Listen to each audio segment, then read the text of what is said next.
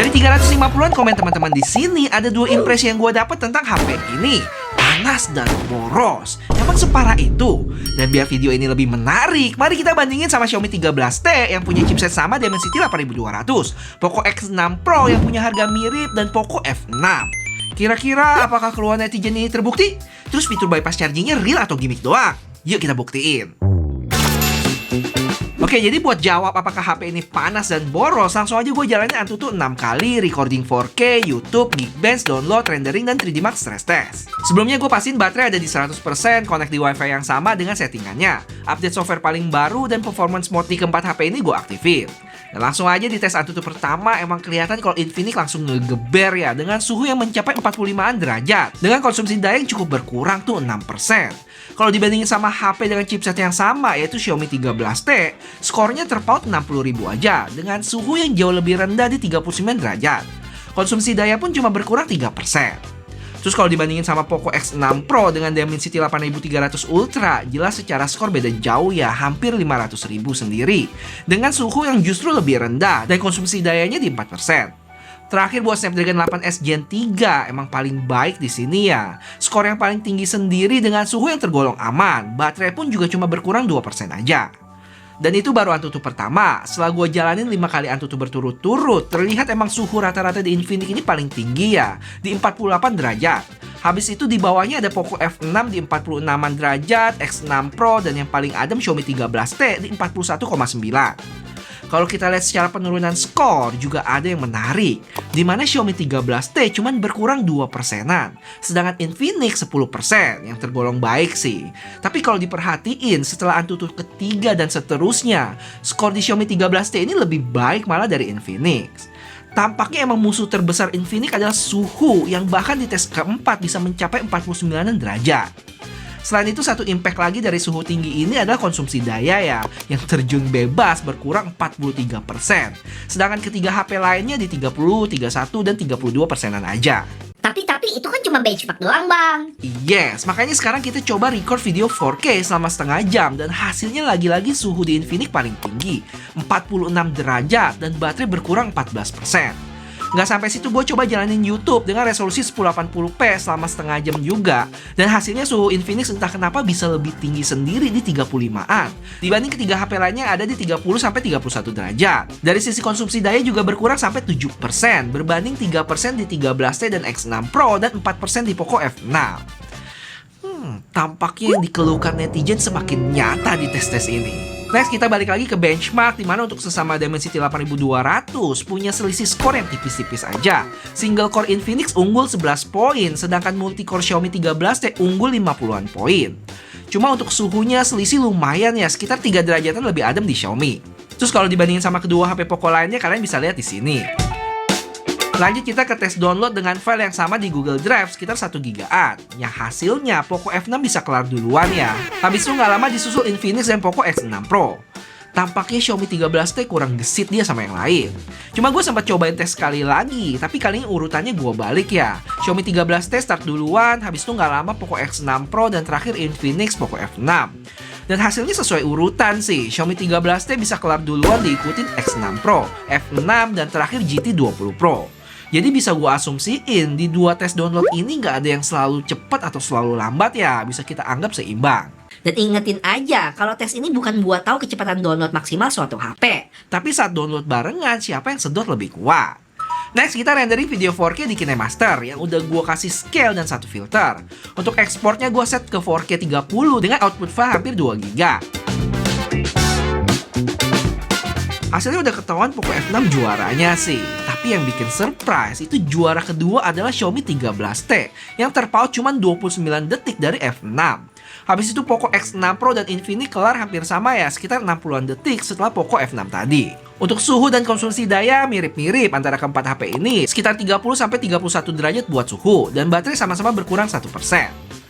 Dan terakhir, 3D Max Wildlife Extreme Stress Test yang punya base loop nggak terlalu jauh ya sama 13T, tapi secara stabilisasi lebih baik sekitar 8%.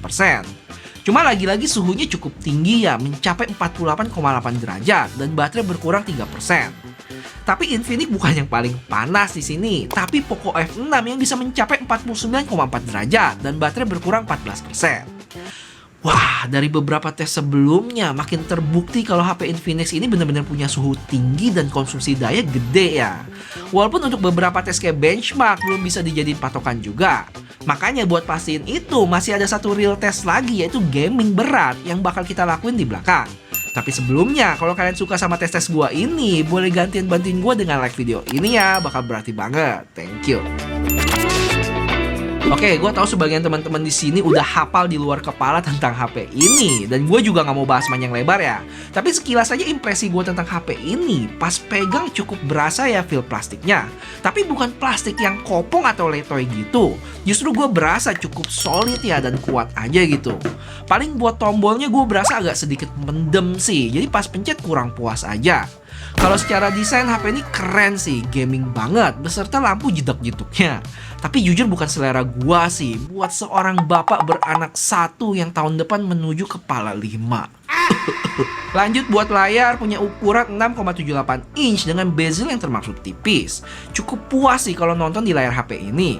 Terus dari sisi performance, Dimensity 8200 Ultimate yang ketambahan chipset gaming khusus si Pixelworks X5 Turbo. Habis itu baterai 5000 mAh, punya fitur bypass charging yang bakal kita buktiin di belakang ya. Yang support charging itu 45 watt dengan kabel chargeran yang bentuknya L gitu. Buat detail unboxingnya, kalian just nonton gadgetin aja ya, karena jujur gue pinjam HP ini dari David. Sebagai rasa terima kasih, mari kita sama-sama komen makasih gadgetin. Buat kamera, sayangnya nggak ada ultrawide ya. Cuma ada satu lensa utama 108 megapiksel ber-OIS dengan dua lensa dayang-dayangnya 2 megapiksel makro dan depth.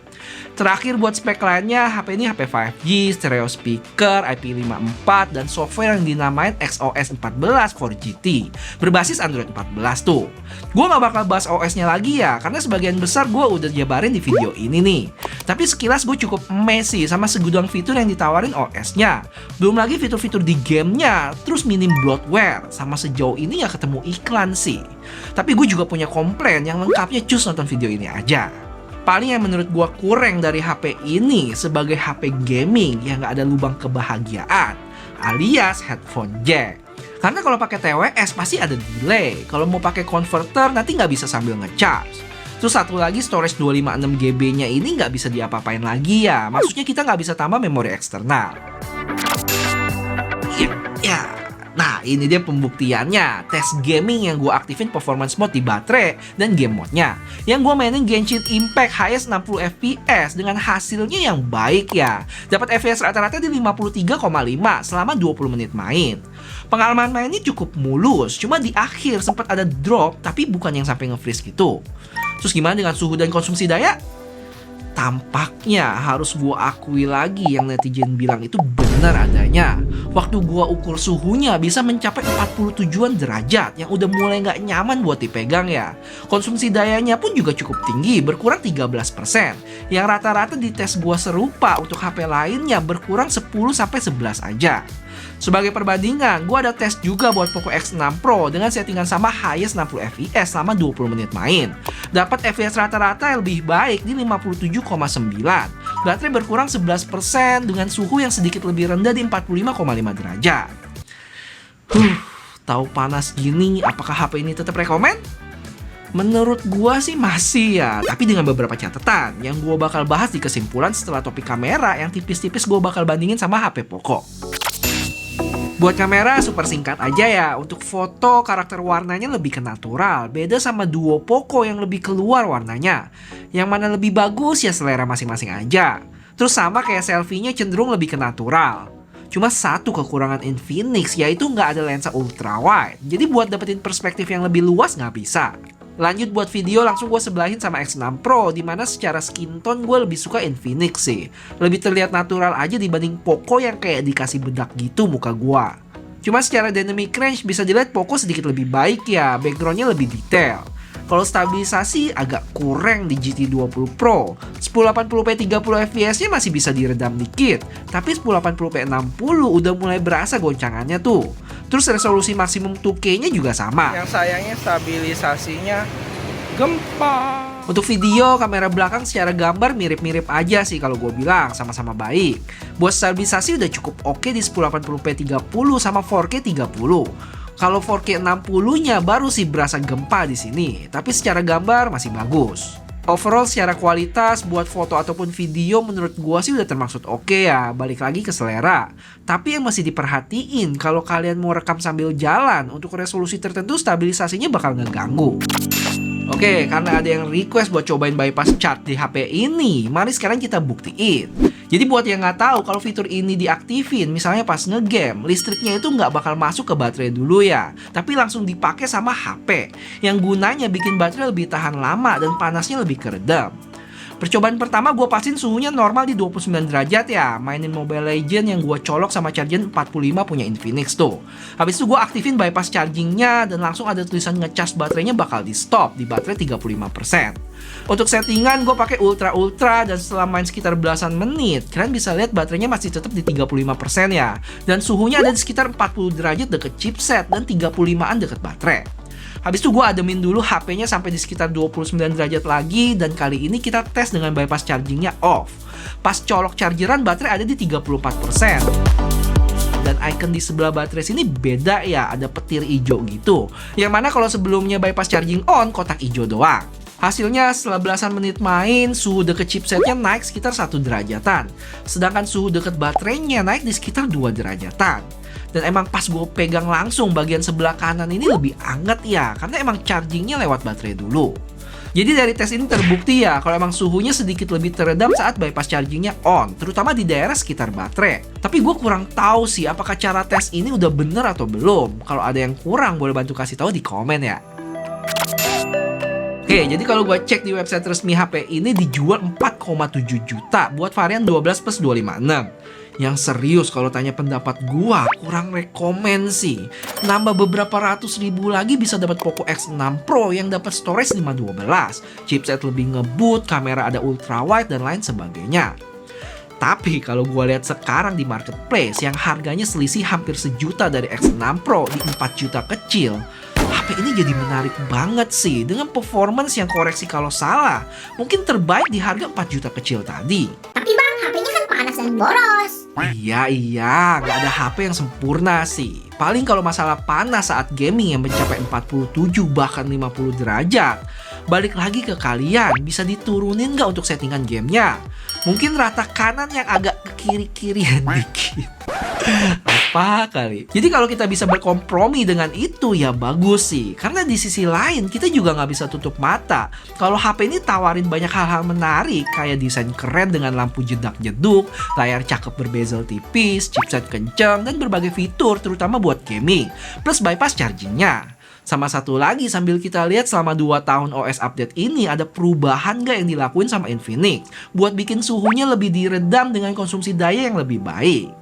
Tapi serius ya, untuk software update ini kalian jangan ngarep banget. Cukup diobservasi aja. Kalau ada bagus, anggap aja bonus. Kalau nggak ada, ya udah.